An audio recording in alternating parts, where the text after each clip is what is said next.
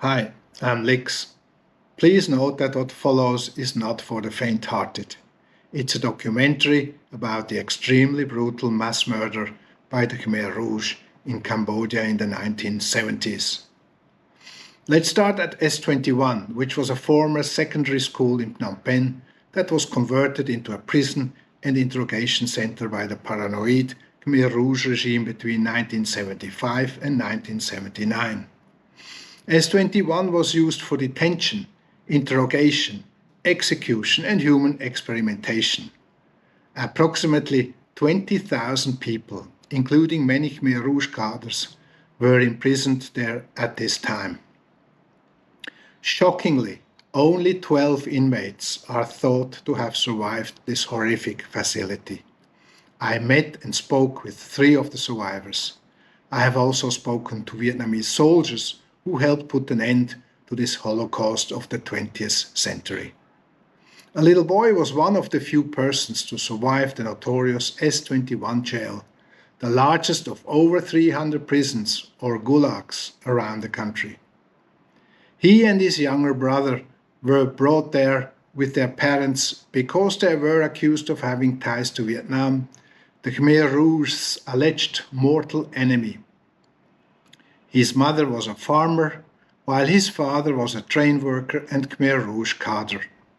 Nong Chan Phal and his younger brother survived. In this picture, he can be seen pointing to himself and his little brother when he was found by Vietnamese soldiers and allied Cambodians. However, his parents were tortured and executed inside the prison gates. Phal witnessed the tragic moment when his mother, pictured here, was forcibly taken from him within the walls of S21. He witnessed her torture and beating, but as a little boy he was unable to completely appreciate the horrors unfolding in front of him. After his mother was assigned to a second-floor cell, the siblings were housed with carpenters in the prison's backyard for a year, living on watery porridge meals. They worked in the prison kitchen and were required to help tend the vegetable garden. Vietnamese troops invaded Cambodia in December 1978 in response to a series of attacks by Khmer Rouge soldiers who invaded Vietnam mostly at night and barefoot and executed numerous civilians. Prior to this, over 30,000 Vietnamese had been murdered by the Khmer Rouge during the Ba Chuk massacre. In January 1979, when the Vietnamese troops were about to take Phnom Penh, the head of the prison, comrade or brother Mit Doik, ordered the execution of all surviving prisoners, according to his own statement. Let me briefly talk about a recent dinner I had with 2 former Vietnamese soldiers who fought in the 3 wars against the Chinese, the Americans and the Khmer Rouge. They told me that while the Vietnam War, which the Vietnamese referred to as the American War, was incredibly brutal and continues to kill and maim Vietnamese citizens to this day, stillborn babies, babies with missing limbs, adult deaths from American chemicals that cause deadly cancer, and so on, the brutality of the Khmer Rouge War was even worse. In defending Vietnamese borders against Khmer Rouge attacks, they witnessed heartbreaking scenes such as adults strangling their infants and toddlers, fearing that their crying would give away their whereabouts and attract the Khmer Rouge, who would then slaughter their entire family and even the whole village. Not only was the borders area unsafe, it was also dangerous to live in Cambodia itself. This picture shows Cambodians fleeing to Vietnam on Highway 22 in Tay Ninh province because they could not survive under the murderous rule of the Khmer Rouge. Returning to Phal, the surviving boy from the S21 jail stated, and I quote him, "Before the Vietnamese troops reached Phnom Penh, a woman arrived to force the children into the vehicle. I told my sibling to hide in the garments. They couldn't find us since they were in a rush. I hid there, hoping my mother would discover us." End of quote. Phal, then 9, said he and 3 other children, including his 6-year-old brother Lee, hid in a pile of discarded prisoners' clothes in January 1979, as the prisoners were loaded into trucks, presumably to be taken to their deaths. In the hours after the Khmer Rouge withdrew, and before the Vietnamese arrived, he searched desperately for his mother, but to no avail. This picture shows Phal and his younger brother after the arrival of the Vietnamese liberators. About 20,000 people had been tortured and killed in this prison. When the Vietnamese soldiers showed up at S21 Prison, they found Phal and his younger brother, as well as Sochiat, a 2-year-old, and Makara, a 6-year-old child. They gave them food and later took them to hospital. Phal said that he was happy with the soldiers, as they treated him like their own children, with love and care his own parents had given him. It was something that was completely denied during the Khmer Rouge rule, especially during his brief time in S21 prison. Nong Chan Phal explained, "Vietnamese soldiers gave birth to me for a second time. If they had come a few days later, all of us would have died like thousands of other children.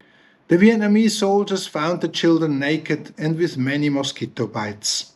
They stepped over rotting bodies with shackles still attached to their ankles. This picture shows Phal left being carried by Vietnamese soldiers."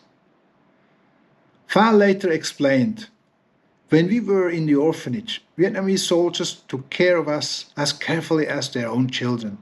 They taught us etiquette. When they had free time, they visited us, gave us fruits, or took us out to play. In the early 1980s, the Vietnamese soldiers returned to Vietnam, and since then I haven't heard anything from them. I hope I will meet them again one day." End of quote. This picture shows happy children who were rescued by Vietnamese soldiers. Other children were less fortunate. Since they were recruited as soldiers by the Khmer Rouge, such as Sion Seon depicted here, who was taught by the Khmer Rouge that everyone, even relatives and friends, could be an enemy and had to be shot when Ankar, the Khmer Rouge's party organization, ordered it. Many of these kid soldiers died in the conflict. Despite his parents' unimaginable suffering, Phal survived to testify against Comrade Mit Duc, the main executioner of S21, at his trial. The born-again Christian Duc was convicted of crimes against humanity, murder and torture in 2010, and he died in 2020 at the age of 77 while serving a life sentence. The main perpetrator, Pol Pot, also known as Brother Number 1 and leader of the Khmer Rouge, escaped justice. The 2 Vietnamese soldiers who rescued Phal and his sibling could not stop thinking about the children back home and what had happened to them. 4 decades later, they returned to Phnom Penh as ordinary citizens to look for them and found them. This video shows their happy reunion. The former Vietnamese soldier, second from right, who came to Phal's aid, says, "At the time Pol Pot was there, they were eating very little, so their health was very weak.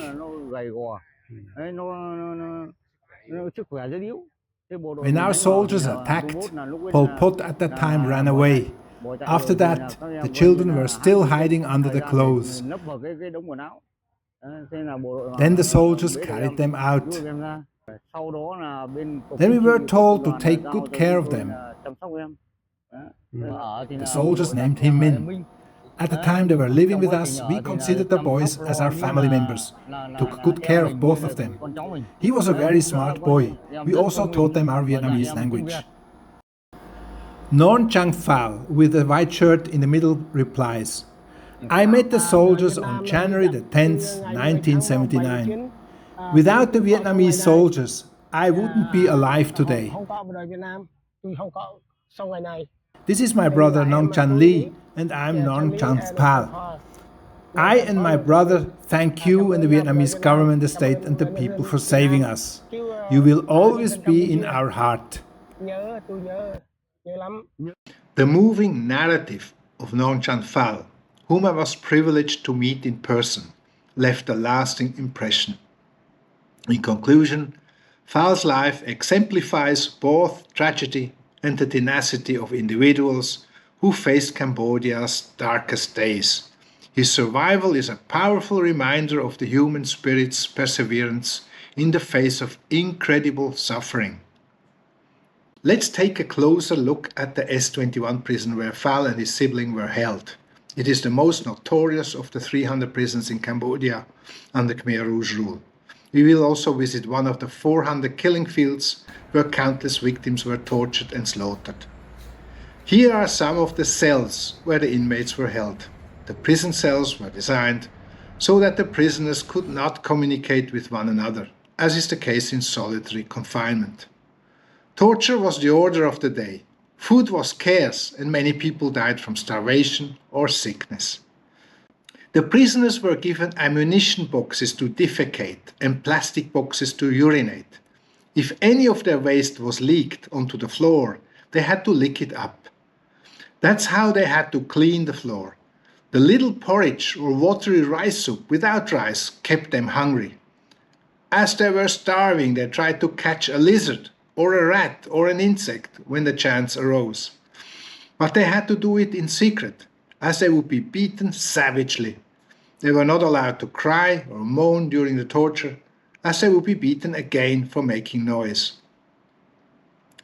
Prisoners were subject to torture techniques such as beating with a stick, electroshocks, waterboarding, covering the head with a plastic bag, and suffocating with a towel or crama. Here we can see some of the instruments of torture. The prison guards also used pliers to injure prisoners. They then poured acid or salt into the wounds. If the detainees lost consciousness due to the extreme pain, the guards would revive them with water. In their cruelest procedures, for example, the guards hanged the prisoner by a hook through her mouth. When she was unable to answer questions during an interrogation, they cut out her heart, gallbladder, and liver. Sometimes they even committed cannibalistic acts by consuming the organs of their victims. Before executing the inmates, the Khmer Rouge photographed, tortured, and coerced written confessions from them. Even children, as evidenced by this photo from the Tuol Sleng Museum of Genocide, were subjected to the same atrocities. Further portraits of victims of the Khmer Rouge massacre can be seen on the walls of the Tuol Sleng Museum in Phnom Penh. Every midnight, trucks arrived at the prison to pick up detainees who were transported to the killing fields where they were executed. While they were slain, not with bullets because they were too precious, but by strangulation, knifing, and pounding. Loudspeakers played loud music to drown out the screams and crying. When the vehicles arrived, the detainees assumed it was their turn now. When all was quiet again in the early morning, the prisoners felt they had made it through another day. The guards were ordered to smash to bits traitors and counter-revolutionaries. Even the children of actual or perceived opponents had to be eliminated. For the Khmer Rouge, that might include anybody from school instructors to youngsters, pregnant women, and intellectuals who were classified as such because they wore glasses and were suspected of being enemies to their system. Pol Pot's fear of betrayal, whether by foreign nations or deadly microbes as they were referred to and treated within his own organization, drove much of his behavior, from his secrecy to the bloody purges that began to devour his revolution in 1977. As young men, Pol Pot and his companions fought the French colonial power in Cambodia as their former Vietnamese allies who had done the same in Vietnam. He then embraced Marxism and grew into an ultranationalist sect leader with no more connection to Marxism. Marriages like those of other extreme sects and medieval civilizations had to be arranged, which Marx would have regarded exceedingly backward and reactionary. Ankar would select suitable lovers, and they would have to be children for Ankar. Those who fell in love with someone without Ankar's approval committed a so-called love crime and may face harsh penalties, including execution. And like with earlier fascist organizations, the paranoid Pol Pot and his dictatorship aggressively attacked ethnic and religious minorities. These are the skulls of Khmer Rouge victims displayed in a memorial at the Cheong Ek Museum in Phnom Penh after nearly 9,000 bodies were discovered in a mass grave as seen in this image. During the horrific years of the Khmer Rouge, up to 2 million or a quarter of Cambodia's entire population were killed. Instead of oppressing the social classes of landowners and entrepreneurs, the capitalists, in favor of the have-nots, in the Marxist sense, the Khmer Rouge systematically targeted various ethnic and religious minorities. Here are the groups that suffered most under their rule. The Cham Muslims were viewed as a threat due to their distinct religious and cultural practices. Thousands of Cham Muslims were executed, tortured, or forcibly assimilated. The Vietnamese were another target. The Khmer Rouge had a deep-seated animosity towards them. Vietnamese civilians living in Cambodia became a target, leading to mass killings and forced deportations. The Chinese, this minority faced persecution, especially those who were perceived as wealthy or having connections to business. Many of them were executed or subjected to forced labor. Intellectuals and educated professionals, teachers, doctors, artists, and anyone associated with education or culture were systematically eliminated by the Khmer Rouge. Urban populations and middle-class professionals. The regime forcibly relocated them to rural areas. It aimed to create an agrarian society with a class of farmers based on collective labor and communal living. Middle-class professionals, including civil servants, business people, and former government officials, were also singled out and faced cruelty. Religious practitioners, Buddhist monks and nuns were persecuted, temples were destroyed, and religious practices were suppressed in a bid to eradicate religion entirely. And this is Chum May. He was born around 1930 and is one of the 7 known adult survivors of the Khmer Rouge imprisonment in the S21 prison. In 1978, Chum May was accused of being a spy and incarcerated. To the Khmer Rouge, it was very important to have sufficient typewriters in order to take down the confessions, true or forced. Interrogators were obliged to interrogate prisoners for countless hours, and if they didn't, they risked being executed themselves. So they urgently needed a repairman, and Chum May, who had repaired sewing machines in his professional life, was the ideal man. The Khmer Rouge had a saying, "To keep you is no gain, to destroy you is no loss." As he was a gain for them, they spared his life. He survived the horrors of the prison, witnessing the execution of his wife and son, who were a huge loss to him. In 2003, Chum May appeared in the documentary S21, The Khmer Rouge Killing Machine, alongside Cambodian artist Van Nat. And during the Khmer Rouge Tribunal in 2009, Chum May gave emotional testimony expressing his pain and memories of his lost family. Chum May later remarried and had 6 children. Chum May's story sheds light on the atrocities of the Khmer Rouge regime and the strength of those who endured its horrors. I was honored to meet this brave man in person, who was kind enough to share his moving story with me. Bo Meng, born in 1941, is another one of the 7 known adult survivors of the Khmer Rouge imprisonment in the S21 prison camp. In 1976, Bo Meng and his wife, Ma Yeon, were arrested and taken into S21. They never saw each other again after their arrest. Inside S21, Bo Meng endured weeks of torture, subjected to various methods: electric shocks, bamboo sticks, whips, rattans and cart axles, to extract fabricated confessions. He too was a gain for his jailers, and that's why they spared his life. It was his exceptional skills as a painter that were useful for them, and he was therefore ordered to create propaganda paintings for the Khmer Rouge authorities, including portraits of Pol Pot and other leaders. His wife, Ma Yeon, suffered a different fate. According to prison records, she was tortured and killed on August 16, 1977. Tragically, their children ended up in a children's center and eventually starved to death. Much later, when the horror was long over, namely in 2002, Bo Meng was mistakenly believed to be dead.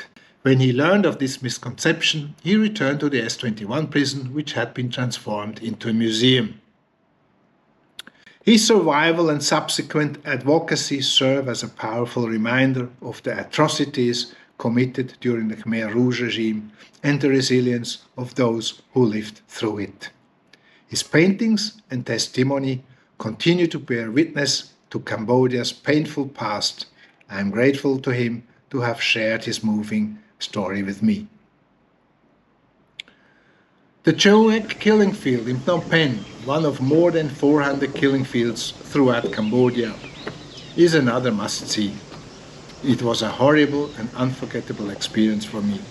For example, visiting the tree against which the cruel Khmer Rouge criminals even smashed baby heads to kill them. All I could do amid the horrific experience is to buy flowers in honor of the victims. Chau Sok Thi, pictured here, is the director of the memorial. He himself witnessed the cruelty of the Khmer Rouge soldiers as they expanded their territories in the last days of their regime, searching and killing innocent people.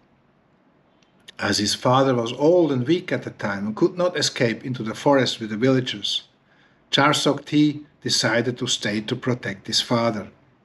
He explained, "I can never forget the moment when my father called me and said, 'My son, run away, leave me here. If I die, only I will die.' Nevertheless, he decided to stay with his father. Fortunately, Vietnamese soldiers arrived a few days later, for which he is grateful. He said he and his father would not have survived if they hadn't come. Later, Mr. Chau Sok Thi worked as a teacher. After the Cheong Ek Killing Fields Memorial was set up and the authorities looked for a manager, he decided to run for the position. He said he wanted his current work to help preserve the legacy and educate future generations about the painful lessons of the genocide by Pol Pot's gang. The Khmer Rouge trials that took place at long last cost $300 million. The first charges were brought in 2007, more than 3 decades after the crimes. Only 3 defendants have been found guilty. 2 more died during the trials and 2 charges against lower-level officers were dropped. Most of those who ordered and carried out the slaughter got away without punishment. I would like to mention another not unimportant aspect of this story that is generally ignored by the mainstream media. The Khmer Rouge were used by the American CIA as a proxy against Vietnam. And long after the Khmer Rouge regime was defeated by Vietnam in 1979 and the remnants fled to the forests on the Thai border, the self-proclaimed human rights champions, USA, voted in favor of the Khmer Rouge and their so-called coalition government of, quote, democratic Kampuchea, unquote, and allowed them to keep their seat at the United Nations until 1993, or another 14 years after the defeat, possibly with the expectation that they would come back and seize power again. This may be reminiscent of the CIA's 2-decade-long secret war in Tibet. The American government would have preferred to maintain the cruel feudal system under the Dalai Lama's rule, in which Tibetans were kept as serfs who barely survived, and in which the masters of the serfs decided their fate and could humiliate, punish, sell, flog, and even violently murder them at will. And the CIA would have had the Dalai Lama, a bizarre god king who is not ashamed to kiss a little boy on the mouth in public and tell him to suck his tongue, and his family on his payroll. If he could have, this US government agency would have prevented Tibetans from achieving a relatively high level of prosperity for all, thanks to the billions of dollars China has invested in infrastructure, education, and job creation, a far cry from the abysmal poverty of the past. The Vietnamese were tired of endless wars and decided to focus on economic development and increasing prosperity instead. This picture shows the withdrawal of Vietnamese soldiers from Cambodia in September 1989, when the Cambodians still feared the return of the Khmer Rouge. Fortunately, the Khmer Rouge are gone, and today's Cambodia looks very different from the dark days of Pol Pot's madmen, as you can see here, for example in the picture of the promenade along the Mekong River in Phnom Penh. During my trip to Cambodia, I noticed many people appearing joyful and smiling. However, a large proportion of the population has no direct memory of the country's deadliest years, and the horror is fading out of memory. The director's work of the Choeung Ek Killing Field Memorial and the public testimonies of the survivors of the Cambodian Holocaust are very important. And perhaps recordings like mine are also a small contribution to never forgetting the atrocities of the past and preventing future ones. That's it for today. Thank you for watching. If you liked it, click the like button. And if you haven't subscribed to my channel yet, please do. See you soon in my next video.